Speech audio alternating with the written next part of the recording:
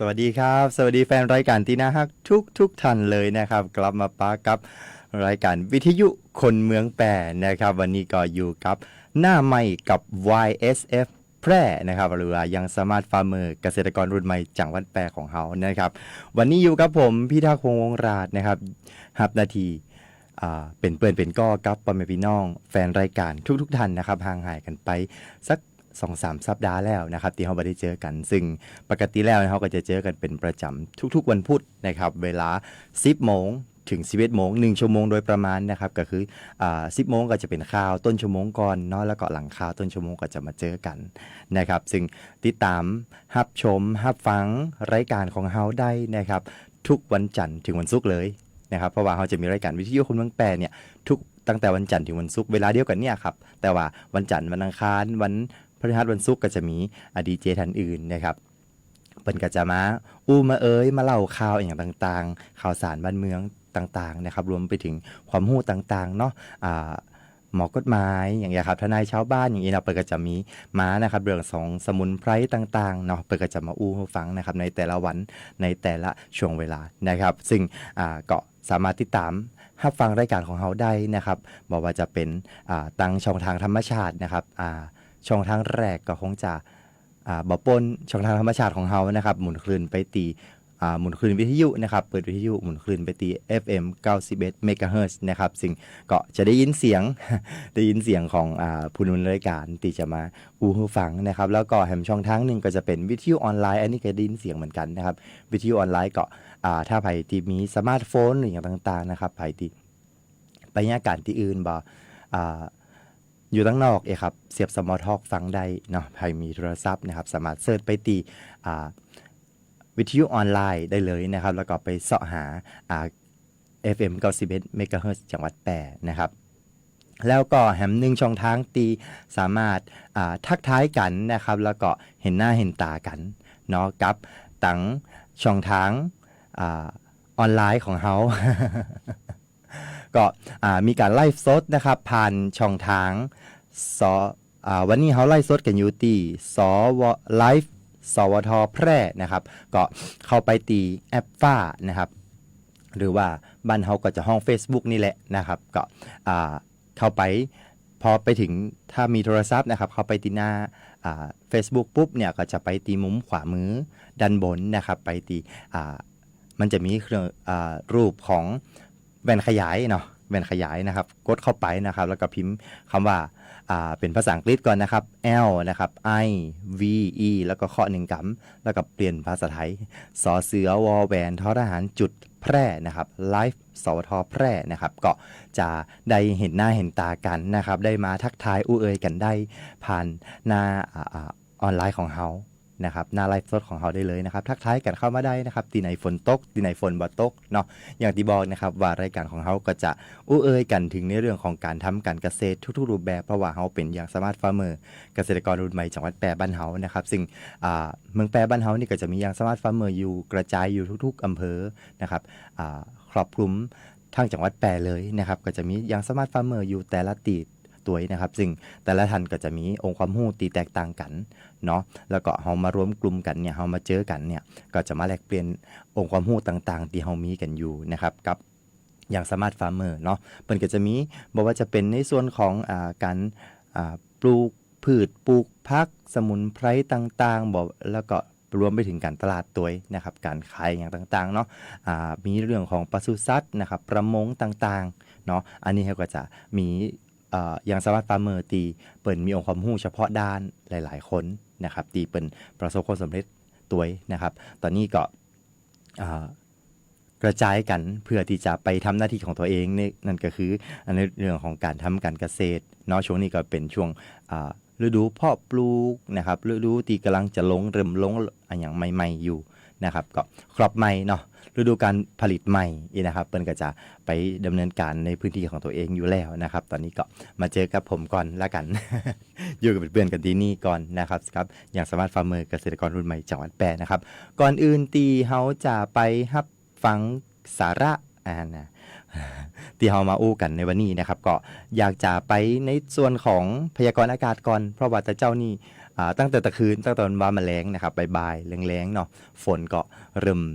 จะมาแหมกำหนึ่งนะครับหลังจากที่มันห่างหายไปสัก2-3 วัน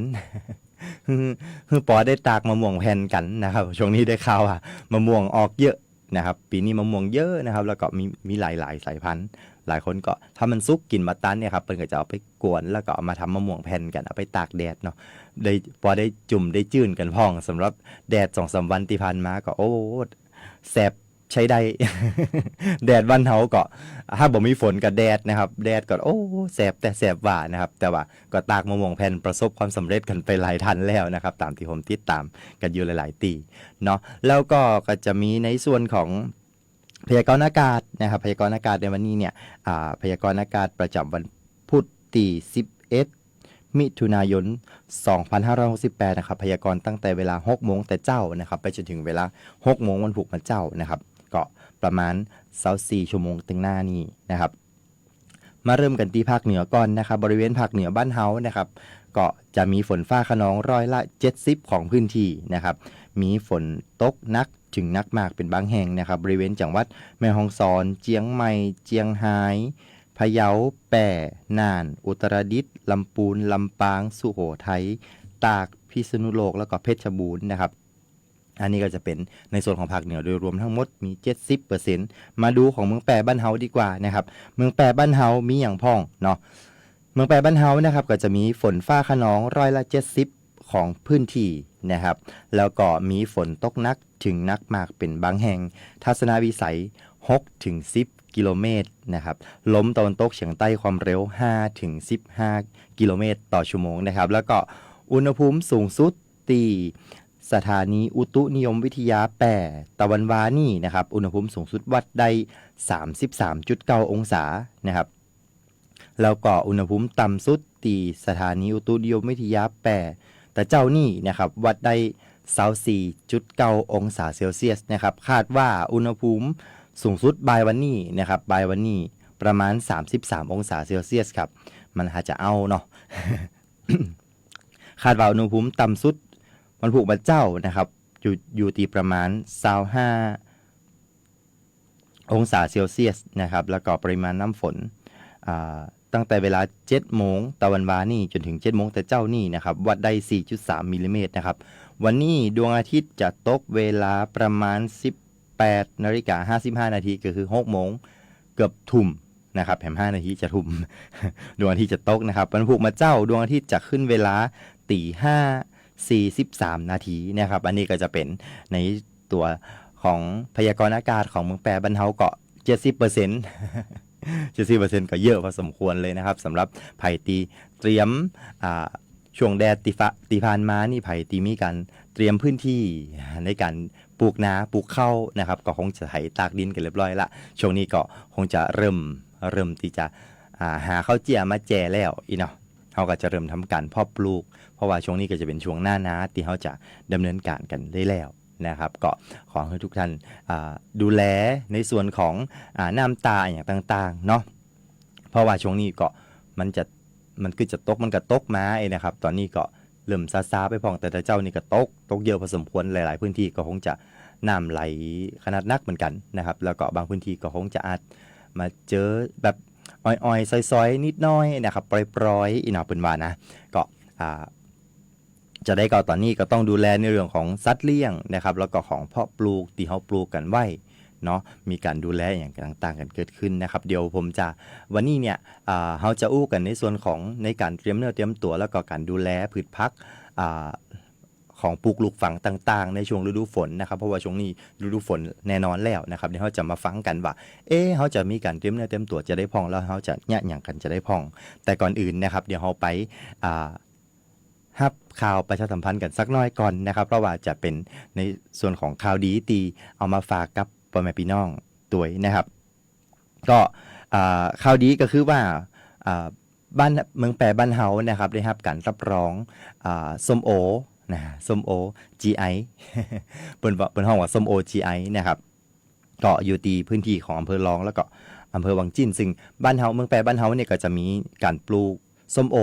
นะครับที่เยอะๆเลยเนี่ยหลายๆเก้าเป็นร้อยๆเก้าอย่างเงี้ยครับก็จะอยู่ที่ เมืองร้องกับวังจิ้นนะครับวังจิ้นบางส่วนนะครับแล้วก็เยอะๆเลยก็คือเมืองร้องนะครับเปิ้นก็เลยได้รับการรับรองแหล่งผลิตส้มโอ GI นะครับอยู่ที่เมืองร้องเนาะซึ่งก็จะมีการจัดงานประชาสัมพันธ์ส้มโอขาวน้ำผึ้งเมืองแปรนะครับขึ้นในวันพรุ่งนี้ก็คือวันที่12มิถุนายน2568นะครับตีส่วนของปีช่วงชัยคำจันทรานะครับหมู่11ตำบลห้วยอ้ออำเภอร้องจังหวัดแปรนะครับในเกาะจะไปเจอกับปีช่วงชัยนะครับซึ่งเปิ่นเป็นคนตีปลูกส้มโอ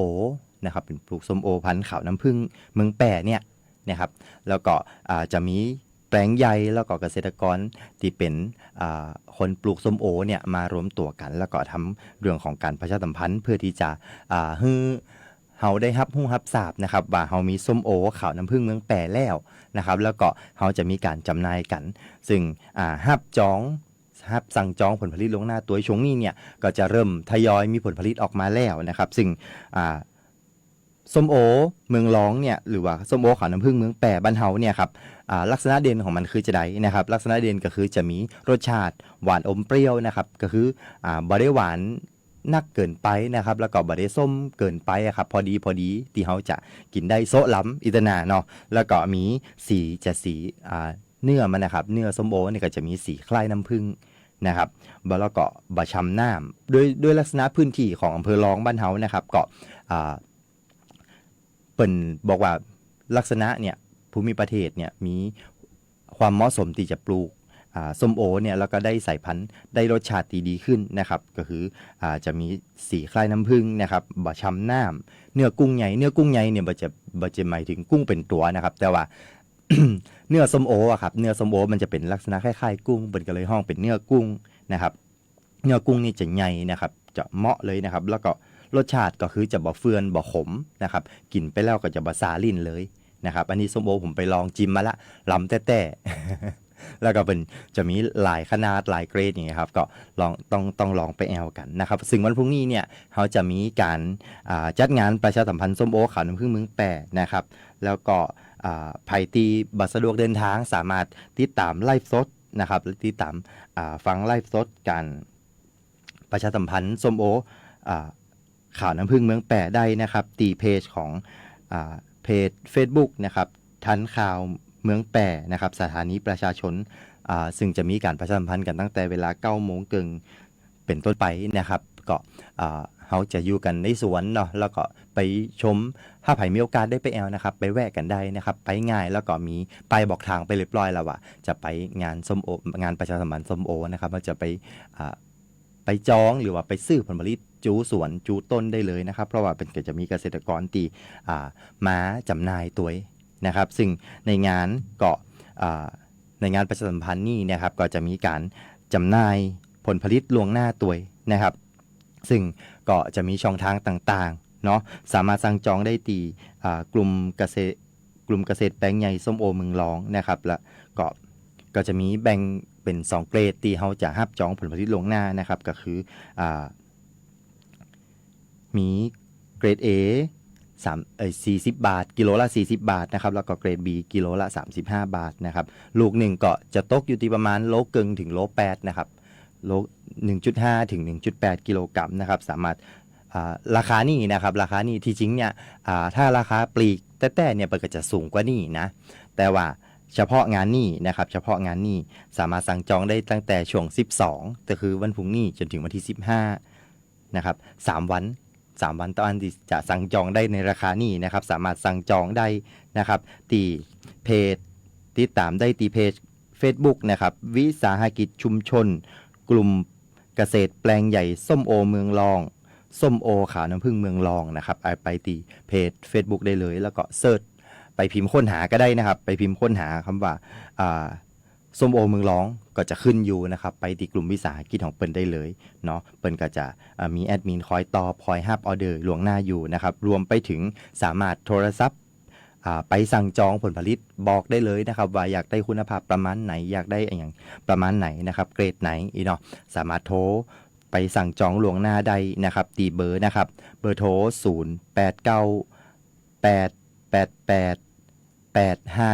0898888576นะครับ0898888576 0888885576แฮมเบอร์1นะครับแฮมเบอร์1ก็จะเป็น0884113390นะครับ0884113390นะครับ4113390นะครับขอสุมาอภัยตัว อ่านโวยไปหน่อยตาเลี้ยวนะครับก็สามารถโทรไปสั่งจองส้มโอขาวน้ำผึ้งเมืองร้องจังหวัดแปร่บ้านเฮาได้นะครับตามรายละเอียดที่ผมให้อยู่เนาะก็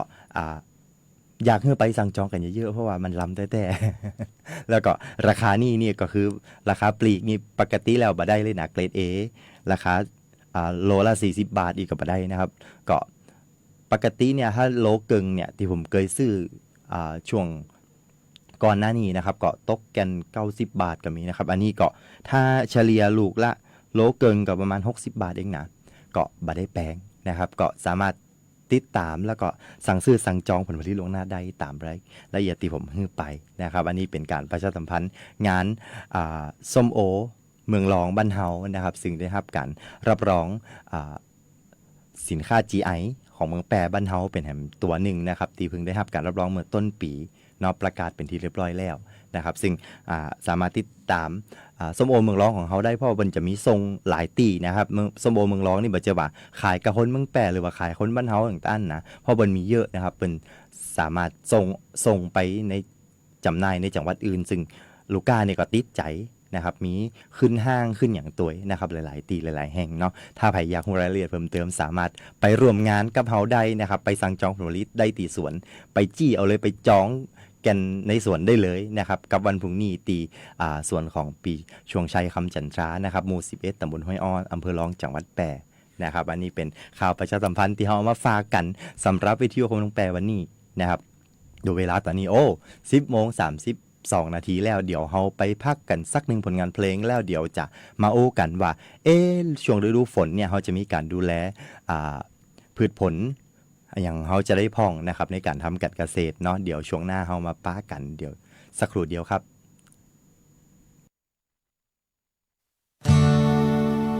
แ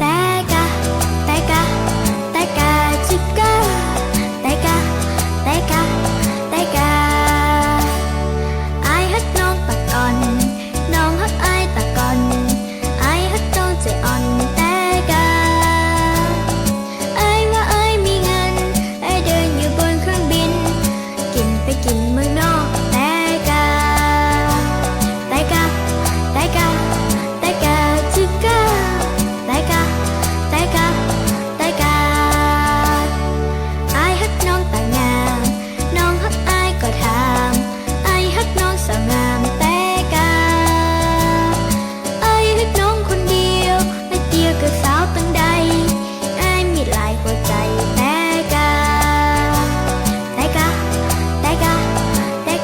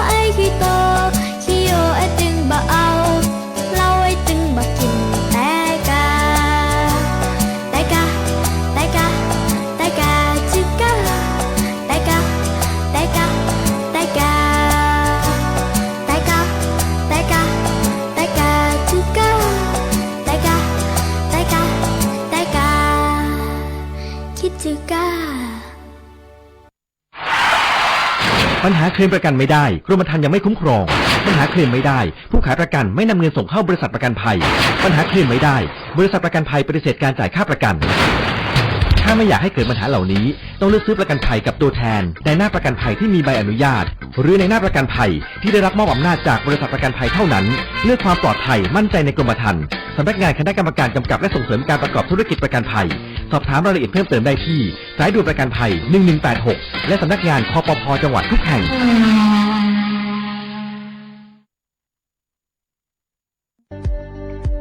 โรคซึมเศร้าเกิดจากความผิดปกติของสมองในส่วนที่มีผลกระทบต่อความคิดอารมณ์ความรู้สึกพฤติกรรมรวมถึงสุขภาพทางกายแต่คนส่วนใหญ่มักจะนึกถึงแค่เพียงอาการหรือสภาพจิตใจที่เปลี่ยนไปจึงคิดว่าโรคซึมเศร้าเกิดจากความผิดหวังได้รับการกระทบกระเทือนทางจิตใจแต่ในความเป็นจริงแล้วโรคซึมเศร้าเป็นโรคที่เกิดจากความไม่สมดุลของสารสื่อประสาทจำเป็นที่จะต้องได้รับการรักษาจากจิตแพทย์และต้องบำบัดอย่างถูกวิธีหรืออาจจะต้องใช้ยาในการรักษาร่วมด้วยลองสังเกตตนเองและคนรอบข้างสักนิดว่าเข้าข่ายเป็นโรคซึมเศร้าหรือไม่ด้วยความปรารถนาดีจากสำนักงานประชาสัมพันธ์ที่ 3 กรมประชาสัมพันธ์ตาขวางเดินโซเซห่างตกลิ้นห้อยน้ำลายย่อยแม่นเลยเจ้าสัตว์เลี้ยงของท่านกำลังเป็นโรคพิษสุนัขบ้าเพื่อบ่ให้มีการสูญเสียชีวิตจากโรคพิษสุนัขบ้าเฮาผู้คนต้องเป็นส่วนหนึ่งในการเฝ้าระวังป้องกันควบคุมและบูรณาการร่วมกันกำจัดโรคพิษสุนัขบ้าให้หมดไปจากประเทศไทยและบ่ได้ลืมว่าสัตว์เลี้ยงลูกด้วยนมกูชนิดเป็นโรคพิษสุนัขบ้าเฮาต้องเฝ้าระวังสัตว์ปลอดโรคขนปลอดภัยจากโรคพิษสุนัขบ้า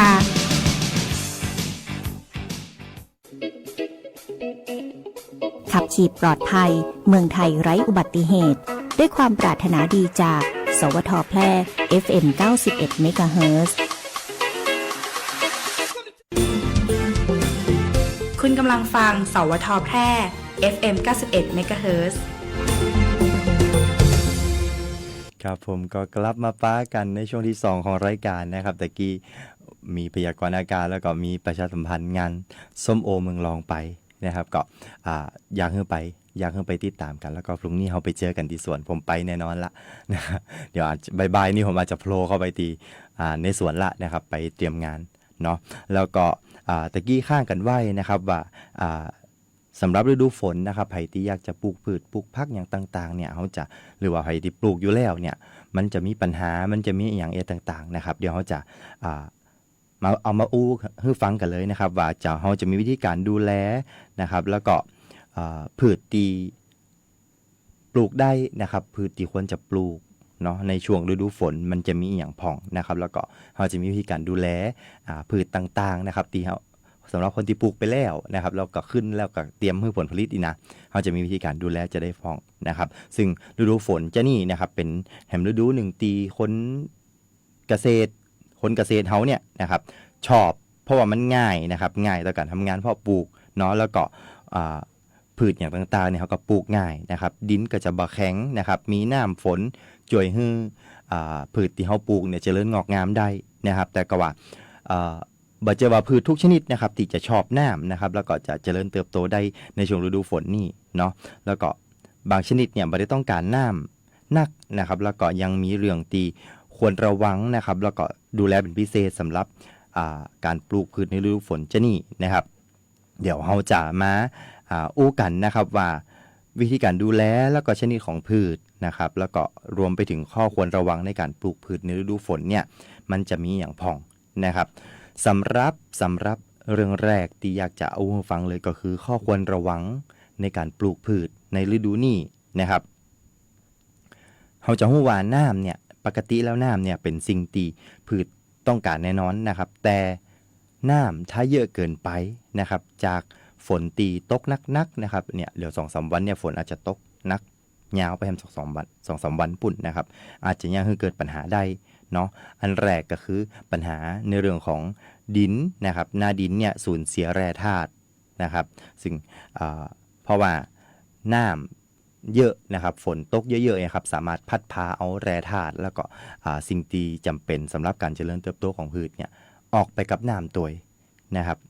แล้วก็แหมอย่างหนึ่งที่จะเจอนะครับก็คือจะเจอปัญหาในเรื่องของรากเน่านะครับรากเน่าที่เกิดจากน้ำท่วมขังนะครับถ้าน้ำท่วมขังในแปลงนะครับในพื้นที่เพาะปลูกเนี่ยอาจจะมีโอกาสที่จะเจอโรครากเน่า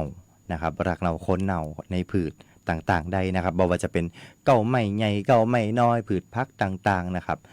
อันนี้เจอแน่นอนเจอเหมือนกันนะครับถ้าน้ำท่วมขังเยอะๆเนี่ยเราเจอแน่นอนนะครับแล้วก็แหมย่างก็คือหน้าฝนจะนี่นะครับแสงน้อยแดดน้อยนะครับเนื่องจากว่าฝนมันตกนะครับฝนมันตกมืดครึ้มมาครับมืดก้อนเมฆฝนก็จะไปบังแสงบังแดดเหียนะครับดังนั้นเนี่ยก็จะอย่างคือแสงน้อยนะครับทำให้การเจริญเติบโตของพืชเนี่ยจ้าลงนะครับแล้วก็วัชพืช อันนี้ละ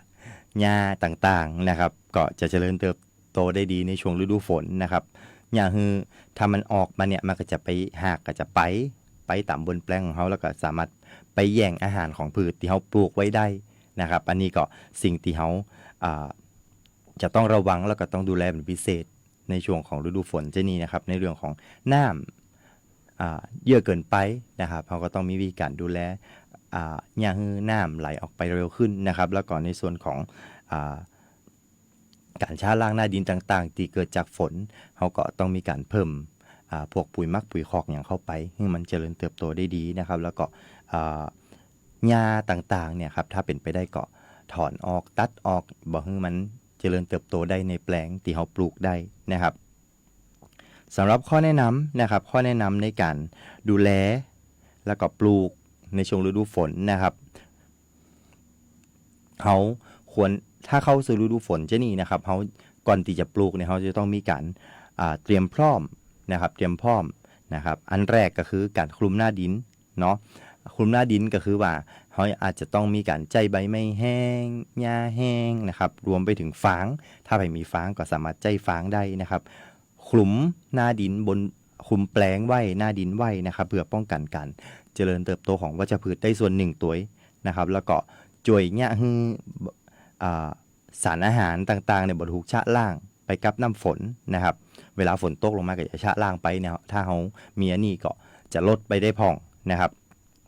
แล้วก็ถ้าฝนเนี่ยเป็นเม็ดตกมาแห้งๆเนี่ยครับสามารถเนี่ยให้ดินเนี่ยมันอัดแน่นกันได้นะครับก็คือถ้าเขาคลุมหน้าดินเหี่ยก็จะลดการอัดแน่นของดินนะครับที่เกิดจากแห้งกระแทกของเม็ดฝนที่กระทบลงไปในดินได้นะครับอันนี้คือการคลุมหญ้าคลุม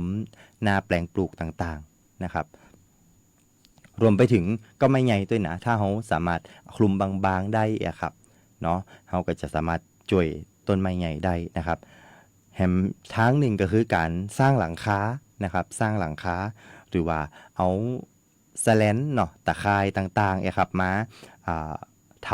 ำมุ้งไว้ให้เปิ่นด้านบนนะครับด้านบนของแปลงโดยเฉพาะแปลงพืชพักครับถ้าเป็นพืชใบอ่อนต่างๆใบช้ำน้ำต่างๆเนี่ยก็จะแนะนำให้ใจแสแลนหรืออย่างบังไว้ตัวนะครับเพื่อป้องกันความแห้งของเม็ดฝนตีลงมากระทบกับพืชของเขาได้นะครับบางอย่างเนี่ยต้นพืชบางชนิดเนี่ยมันเปิ่นกระจะเปิ่นห้องว่าใบช้ำหน้ามีเนาะถ้าโดนเม็ดฝนนักๆครับเกิดอย่างเงี้ยคือจ้ำแล้วก็เกิดความเสียหายได้นะครับก็คือน้ำฝนเนี่ยเปิ่นจะเข้ามากระแทกเนาะก็จะย่างให้พักอ่อนพักล่าอย่างเงี้ยครับก็จะบ่แข็งแรงเนาะอันต่อไปก็คือในเรื่องของการยกแปลงนะครับถ้าเขายกแปลงให้สูงไว้นะครับจะช่วยในการระบายน้ำเนาะบ่ย่าให้น้ำเนี่ยท่วมขังในบริเวณแปลงเพาะแปลงปลูกของเขานะครับแล้วก็ลดในเรื่องของโรครากเน่าโคนเน่าไปได้นะครับเพราะว่าโรครากเน่าโคนเน่าปกติแล้วเนี่ยมันก็จะมากับความฉ่ำน้ำเนี่ยครับถ้าน้ำเยอะเกินไปแล้วขังอยู่หั่นเนี่ยครับมันก็จะมีผลย่าให้เกิดรากเน่าโคนเน่าได้ในพืชชนิดต่างๆนะครับอันนี้คือการยกแปลงขึ้นนะครับก็จะช่วยเขาได้เยอะขึ้นนะครับยกแปลงเพื่อให้น้ำเนี่ยมันไหลลงไปบ่ให้ท่วมขังนะครับยกห้องให้สูงยกแปลงให้สูงไว้นะครับในช่วงฤดูฝนเนาะแล้วก็คลุมหน้าดินด้วยฟางหรือว่าหญ้าต่างๆเนาะอันนี้ก็จะช่วยหญ้าให้ลด ความเสี่ยงต่างๆ ไปได้พอสมควรนะครับถ้าหากเกิดว่ามีน้ำท่วมขังในแปลงนะครับ ถ้ามีน้ำท่วมขังเนี่ยเขาเคาะห้องเคาะอย่างฮือน้ำไหลออกไปให้เรียบร้อยนะครับแล้วก็ถ้ามันแห้งแล้วเขาก็ควรใจปุ๋ยอินทรีย์นะครับตีเปิ้นห้องว่าปุ๋ยมักปุ๋ยคอกต่างๆนะครับที่มีไนโตรเจนสูงๆนะครับที่มีธาตุไนโตรเจนนะครับธาตุอาหารนะถ้าเป็นไปได้ปกติผมก็จะแนะนำให้ใจแหน่แดงนะครับอันนี้จะมีไนโตรเจนสูงนะครับก็สามารถเอาไปคลุมเอาไปโปรยโรยไว้หน้าแปลงได้นะครับซึ่งจะช่วยให้เปิดห้องว่าถ้าน้ำท่วมหรือว่าน้ำขังอยู่ในแปลงเนี่ยจะย่างให้ดินหรือว่าหน้าดินต่างๆเนี่ยขาดออกซิเจนแล้วก็ แร่ธาตุสารอาหารต่างๆโดยเฉพาะไนโตรเจนเนี่ยครับจะช่วยย่างให้พืชเนี่ยฟื้นตัวได้ดีขึ้นนะครับเพราะว่าถ้าโดนขังหรือว่าโดนชะล่างไปอะครับถ้าเขาเติมเข้าไปเขาจะเติมเข้าไปเนี่ยพืชก็จะฟื้นตัวได้เร็วขึ้นนะครับเราจะต้องมีการป้องกันเชื้อรานะครับโรคตีมากับดินโรคตีมากับน้ำเนาะโดยเฉพาะเชื้อรานะครับถ้าเจอเนี่ยอาการนักเลยนะถ้าในแปลงพืชของเขานะครับดังนั้นเนี่ยเราต้องมีการป้องกันเชื้อราหรือว่าเชื้อโรคต่างๆในหน้าฝนนะครับก็คือจะมีการใจสมุนไพรนะครับพวกเชื้อรามันเนี่ยมันก็จะมีสมุนไพรเนาะผมจะแนะนำในส่วนของสมุนไพรนะ ตีเปิดห้องว่าสามารถป้องกันแล้วก็กำจัดได้ดีพวกเชื้อราพวกนี้นะครับก็เช่นพวกสมุนไพรที่มีรสฝาดรสขมเนาะเผ็ดก็ได้ขมก็ได้ฝาดก็ได้เช่นใจพริกได้นะครับใจพริกมาแจ่แล้วก็เอาไปฉีดพ่นได้นะครับหรือว่าฟ้าทลายโจรนะครับฟ้าทลายโจรนี่ได้ถึงคนได้ถึงพืชนะอันนี้จะมีรสขมนะครับซึ่งผงขมิ้นชันเนี่ยครับขมิ้นชันนี่ก็ใจได้นะครับนำมาก็คือเอามาตำให้ละเอียดแล้วก็แจ่น้ำไว้นะครับคืนหนึ่งนะเอาง่ายๆเลยเอาง่ายว่านะครับยังพริกก็เหมือนกันยังขมิ้นก็เหมือนกันนะครับ จากนั้นก็เอาไปฉีดตีแปลงพักได้เลยนะครับด้วยกัน ด้วยการตี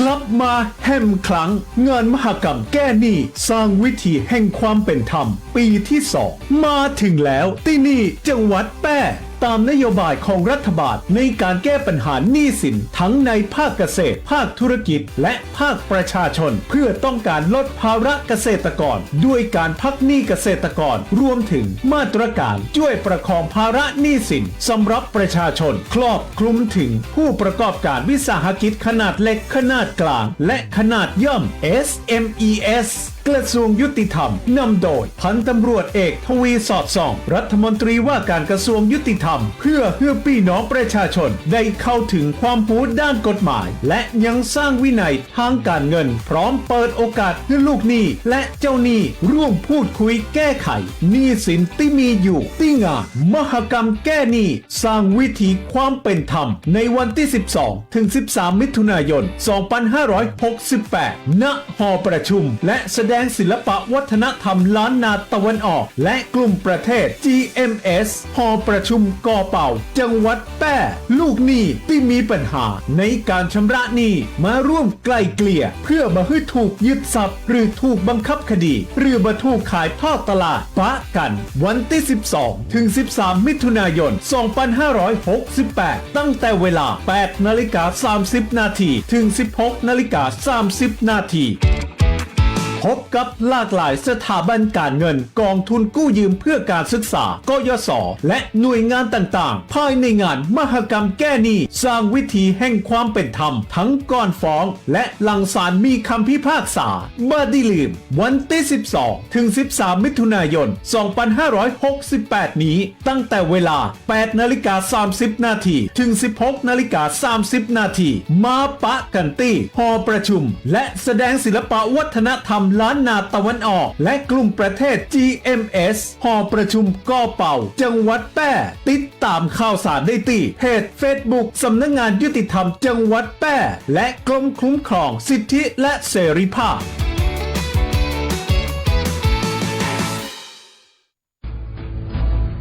เพราะเรามีหน้าที่กำกับดูแลบริษัทประกันภัยตัวแทนและนายหน้าประกันภัยให้มั่นคงโปร่งใสเพราะเรามีหน้าที่ส่งเสริมพัฒนาธุรกิจประกันภัยให้ก้าวหน้าและมีประสิทธิภาพและเพราะเรามีหน้าที่คุ้มครองสิทธิประโยชน์ของผู้เอาประกันภัยและประชาชนเพราะทุกเรื่องการประกันภัยคือหน้าที่รับผิดชอบของเราสำนักงานคณะกรรมการกำกับและส่งเสริมการประกอบธุรกิจประกันภัยคปภ.สายด่วนประกันภัยโทร1186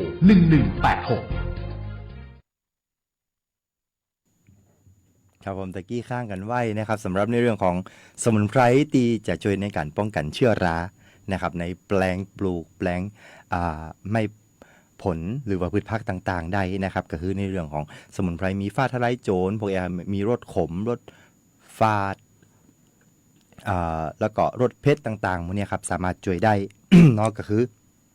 ใจขมิ้นหรือว่าใจพริกเนี่ยครับแจ่น้ำ1 คืนก่อนนะครับแล้วก็เอามาฉีดพ่นเนาะคือหลัง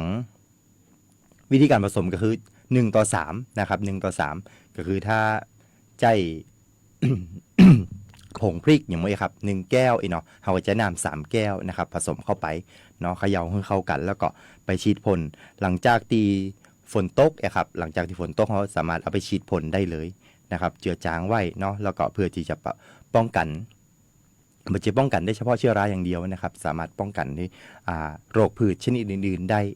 นะครับเช่นเป็นพวกเพลี้ยพวกแมงอย่างเงี้ยสามารถช่วยได้เหมือนกันนะครับเพราะมันจะมีรสเผ็ดเนาะมีขมยังไงครับแมงก็บ่ค่อยชอบเหมือนกันนะครับอันนี้ก็จะเป็นวิธีป้องกันในเรื่องของเชื้อราเนาะแล้วก็พืชตีเขาบอกควรจะปลูกในช่วงฤดูฝนนะครับพืชตี บ่เหมาะในช่วงฤดูฝนก็คือพวกกลุ่มประเภทหัวหอมครับหอมแดงหอมใหญ่กระเทียมอย่างเนี้ยบ่ควรจะปลูกเลยนะครับเพราะว่ามันอยู่ในดินเนาะแล้วก็ดินบ่มีโอกาสได้แห้งเลยโดนน้ำฝนตลอดนะครับมันก็จะหัวเน่าบ่ได้ผลผลิตนะครับพวกกะหล่ำบางเช่นพวกกะหล่ำดอกก้านะครับกะหล่ำปีผักกาดขาวบรอกโคลีมันเนี่ยครับอันนี้ก็บ่ควรจะปลูกเนาะแต่ว่าถ้าใครจะปลูกก็อย่างที่ผมบอกก็ควรจะมีการบังไว้นะครับบังบ่ให้เปิ้นโดนน้ำฝนโดยตรงได้นะครับถึงบอกว่าถ้าช่วงนอกฤดูเนี่ยกะหล่ำพวกเนี่ยควรจะปลูกในโรงเรือนเพาะปลูก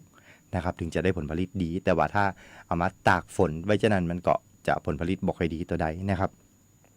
แล้วก็พืชพวกตีกินผลเช่นพวกมะเขือเทศนะครับมะเขือส้มบ้านเฮานะครับแล้วก็ฟักทองหรือก็พริกพวกเนี่ยครับก็บ่เหมาะที่จะปลูกในช่วงฤดูฝนเหมือนกันเนาะผักตีใบบางๆนะครับเช่นพวกผักชีผักขึ้นฉ่ายพวกเนี่ยครับเนาะผักจีออนี่นะก็บ่ควรจะปลูกเหมือนกันนะครับเพราะว่านี่ระบบหากเป็นระบบหากฝอยนะครับยังเข้าไปในดินถ้าดินจุ่มน้ำตลอดเนี่ยจะยากให้เกิดรากเน่าโคนเน่าได้ง่ายแล้วก็จัดการได้ยากนะครับเพราะว่าโรคมันเกิดในดินเนาะแล้วก็ผักตีเฮากินหัวอย่างเช่นพวกแครอทหัวไชเท้ามื้อนี้ก็บ่ควรจะปลูกเหมือนกันอย่างที่ผม ผมบอกไปว่ามันจะมีอยู่ในดินเนาะก็คือหัวเป็นอยู่ในดินมันก็จะลำบากหน่อยนะครับสำหรับพืชตีแนะนำนะครับก็จะมีพวกคะน้ากวางตุ้งนะครับมาแตงมาบวบพวกเนี่ยครับสามารถปลูกได้นะดังนั้นเนี่ยในช่วงฤดูฝนเขาก็ควรจะมีวิธีการเลือกตีเหมาะสมนะครับพืชที่เหมาะสมในการเจริญเติบโตในช่วงฤดูฝนได้ตัวยนะครับอันนี้ก็จะเป็นข้อแนะนำต่างๆนะครับที่อยากจะเอามาบอกไว้นะครับว่าเขาจะดูแลจะได้พ่องในช่วงฤดูฝนแล้วก็เขามีวิธีการต่อสู้จะได้ครับฤดูฝนจะดีพ่องถ้าใครอยากจะปลูกพืชผักนะครับก็อันนี้เป็นความปรารถนาดีที่เขามาฝากกันโดยองค์ความรู้ต่างๆที่เขามีนะครับ ตอนนี้ดูเวลาแล้ว 10:55 แล้วนะครับก็อยากจะให้ฟังกันนะสักหนึ่งผลงานเพลง แต่ว่าก็คงต้องจากลากันไว้เพียงแต่อีก่อนนะครับแล้วก็เดี๋ยวเราจะเจอกันใหม่ในสัปดาห์หน้าเวลาเดียวกันนี้นะครับอย่าลืมติดตามรายการวิทยุคนเมืองแปรทุกวันจันทร์ถึงวันศุกร์ตั้งแต่ 10 โมงถึง 11 โมงตัวยนะครับวันนี้ผมพิทักษ์วงศ์วงศ์ราชก็ต้องขอกล่าวคำว่าขอบคุณแล้วก็สวัสดีครับ รายการวิทยุคนเมืองแพร่ หลากหลายสาระความรู้สุขภาพคลังสมองภูมิปัญญาวัฒนธรรมท้องถิ่นสารพัน